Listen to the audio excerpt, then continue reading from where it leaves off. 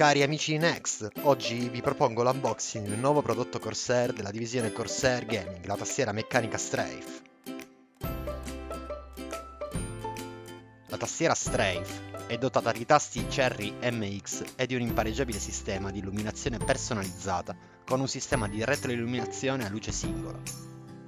La retroilluminazione della Strafe è preimpostata sul colore rosso acceso, ma può essere personalizzata con opzioni di configurazione di effetti praticamente illimitate. Il software Corsair Utility Engine permette di programmare ogni tasto mediante macro automatiche.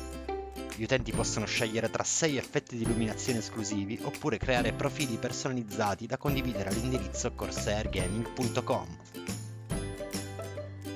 Riassumendo, le caratteristiche principali della tastiera Strafe sono: tasti Cherry MX Red di produzione tedesca con contatti in oro per una pressione rapida e precisa dei tasti.